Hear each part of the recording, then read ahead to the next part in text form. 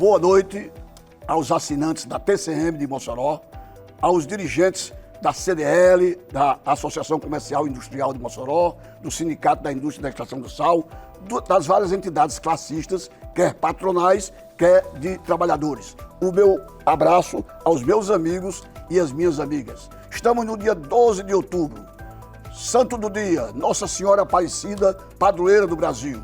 Na manhã de 12 de outubro de 1717, 3 pescadores lançaram barcos no rio Paraíba, que fluía até sua cidade. Eles foram encarregados de trazer peixes para um banquete em Guaratinguetá, por ocasião da visita de Dom Pedro de Almeida, Portugal, governante da capitania de São Paulo e Minas Gerais. Os pescadores Domingo Garcia, João Alves e Felipe Pedroso tiveram dificuldades em pegar peixes, mas João Alves, após várias tentativas infrutíferas, puxou uma rede que continha uma peça de madeira que parecia fazer parte de uma estátua da Virgem Maria. Ele lançou a rede novamente e encontrou a cabeça da estátua. Lançaram mais redes e pegaram muitos peixes. No dia seguinte, eles juntaram as peças e a estátua, limparam-nas e colocaram-nas na casa de Felipe Pedroso. A notícia do milagre se espalhou e as pessoas começaram a prestar homenagem à Virgem Maria, dando-lhe o nome de Nossa Senhora Aparecida. Quando da visita do Papa João Paulo II ao Brasil, em 1982, mais uma vez, o Papa, junto ao então presidente da República, João Figueiredo, em conversações de chefe de estados, fez com que o Brasil adotasse, a partir do ano seguinte, o 12 de outubro como feriado nacional, já que a padroeira do Brasil enseja todos nós esse 12 de outubro, que temos que levar loas aos céus pelo aparecimento de Maria e de Aparecida em São Paulo.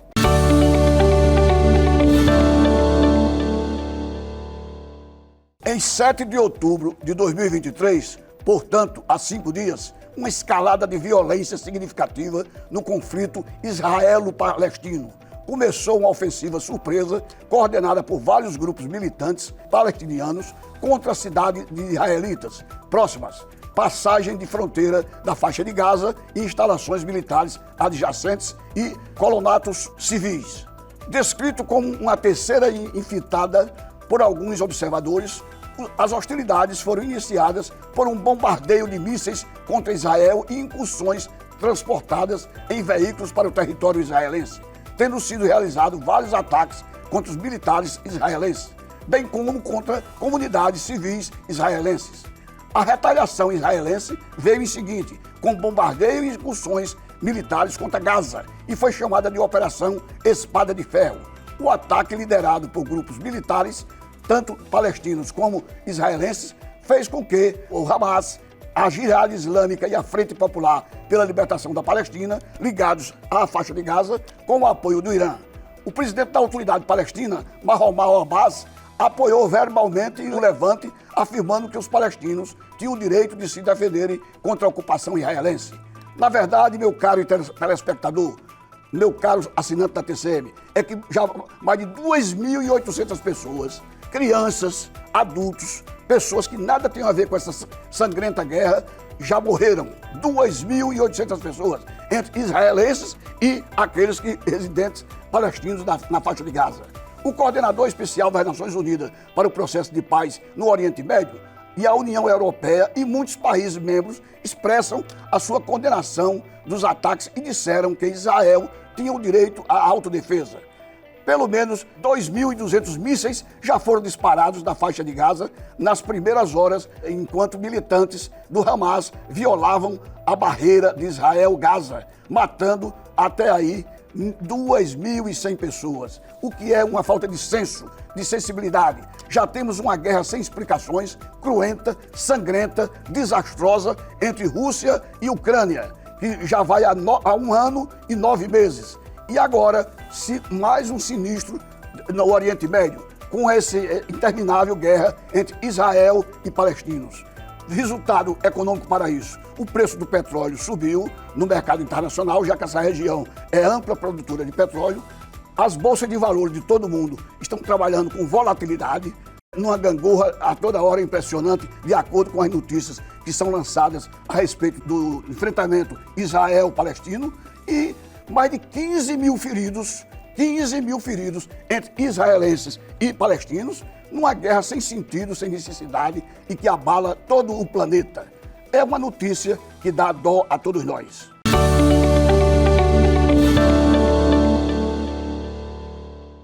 Com essa notícia da guerra entre Israel e o Hamas, da Palestina, da faixa de Gaza, o preço do petróleo dispara no mercado internacional. E ontem, dia 11 de outubro, já que hoje é feriado nacional, em função do dia de Nossa Senhora Aparecida, padroeira do Brasil, o preço do petróleo trabalhou com certa neutralidade, já que na terça-feira tinha subido mais de 4% do preço do petróleo, do barril do petróleo Brent no mercado internacional.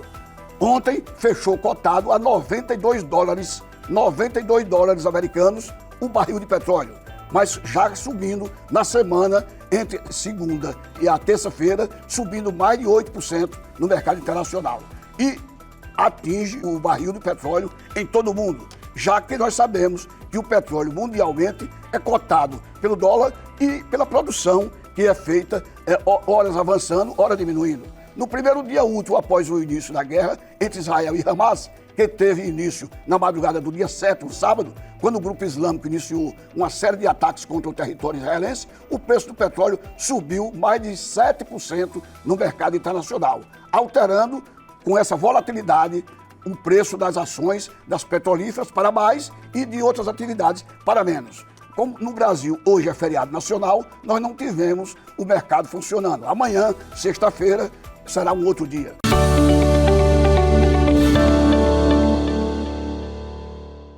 As potências ocidentais declaram apoio a Israel e alertam grupos hostis. Comunicado das Nações Unidas foi divulgado após telefonema conjunto, segundo informações da Embaixada dos Estados Unidos da América em Brasília. Os líderes dos Estados Unidos, França, Alemanha, Reino Unido, Itália divulgaram nesta terça-feira, dia 10, um comunicado conjunto no qual anunciaram apoio firme e unido a Israel e uma condenação inequívoca ao Hamas da Palestina. O comunicado foi divulgado após um telefonema conjunto, segundo informações da Embaixada dos Estados Unidos em Brasília. Os líderes também fizeram um alerta a atores de que divergências históricas com Israel já são sentidas desde que ela foi criada, o Estado soberano de Israel, em 1945, no pós-guerra mundial. Nossos países, abre aspas, nossos países apoiarão Israel em seus esforços para defender e proteger o seu povo contra tais atrocidades. Ressaltamos ainda que este não é o momento para qualquer parte hostil a Israel explorar esses ataques em busca de vantagens. Fecha aspas. Quem diz é o comunicado da Embaixada de Israel no Brasil, fazendo referência à união dos países da Europa e dos Estados Unidos da América em favor de Israel.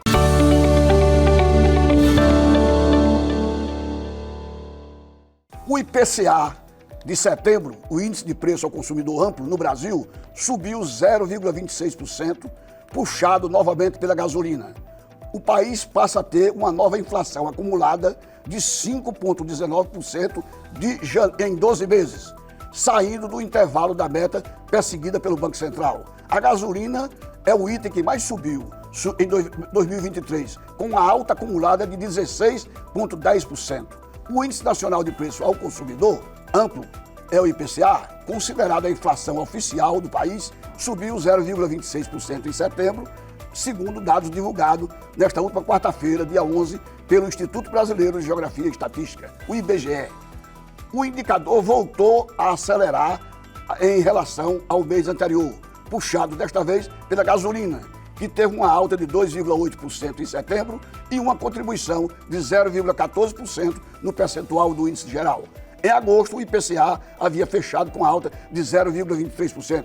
Já em setembro de 2022, o país havia registrado uma deflação, ou seja, uma diminuição dos preços de 0,36%, na esteira da desoneração de combustíveis. Com isso, o país passa a ter uma inflação acumulada de 5,19% na janela de 12 meses, ou seja, de outubro de 2022 a setembro de 2023. No ano de 2023, a inflação do IPCA já acumula 3,5%. O resultado, embora veio dentro das expectativas do mercado financeiro, que esperava uma alta nessa magnitude. Portanto, estamos aí diante da iminência de termos a inflação de janeiro a dezembro de 2023 beirando a casa dos 5%.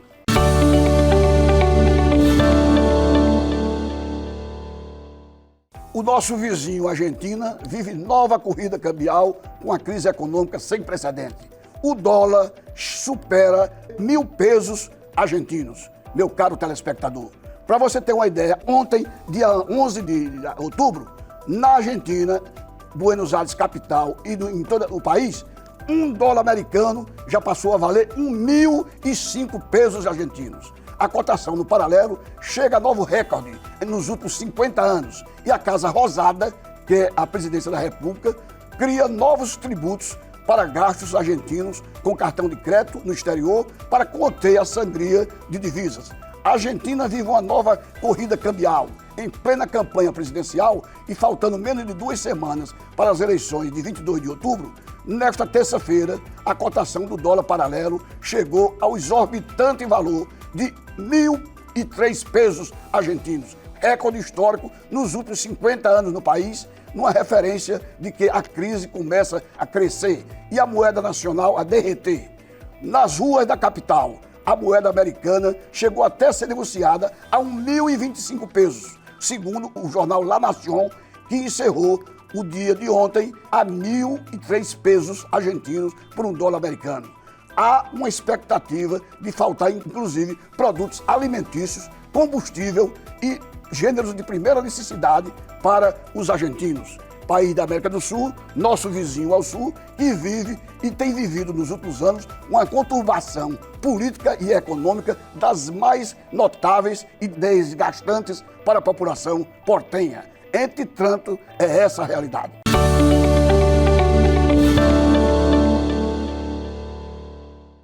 O FMI, Fundo Monetário Internacional, divulgou terça-feira seu cenário atualizado para a atividade econômica.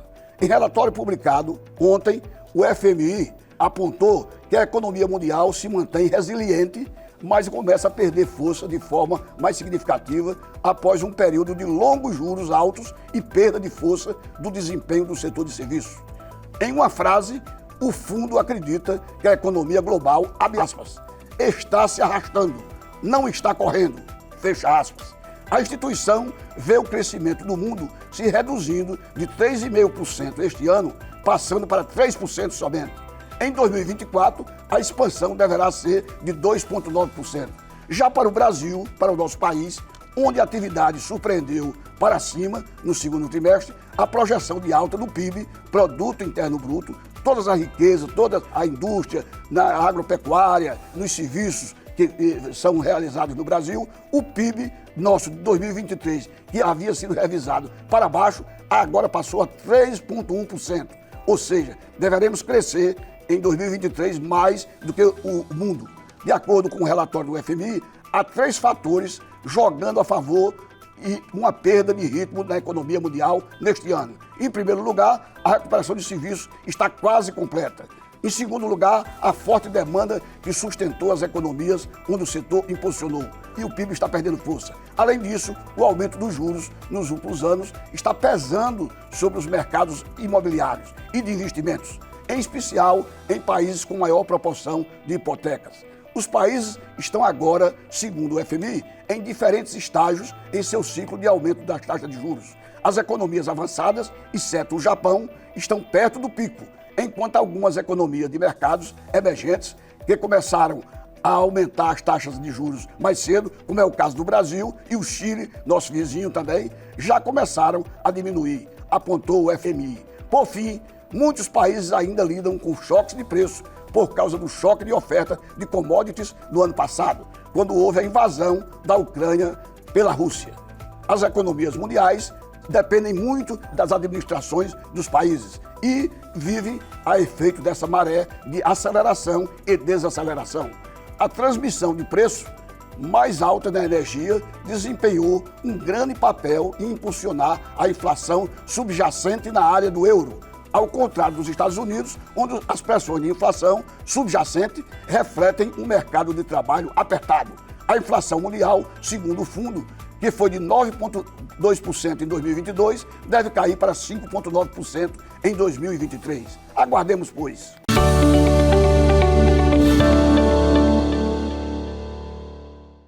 E no Brasil, o Pix, a grande novidade de transações financeiras, bate recorde e supera 160 milhões de transações em um dia. O sistema de transferência instantânea do Banco Central, o Pix, bateu novo recorde na sexta-feira, dia 6 de outubro. Pela primeira vez, a modalidade superou a marca de 160 milhões de transações em 24 horas. Somente no último dia 6 foram feitas 163 milhões de transferências via Pix para usuários finais. A alta demanda não comprometeu o funcionamento do sistema. Segundo o Banco Central do Brasil, os sistemas funcionaram com estabilidade absoluta ao longo de todo o dia. O recorde anterior havia sido registrado no dia 6 de setembro por 152.700 operações. Criado em novembro de 2020, o Pix acumulava, no fim de agosto, 153 milhões de usuários, conforme estatísticas mensais mais recentes. Desse total, 140.650.000 eram de pessoas físicas e 12 milhões de pessoas jurídicas.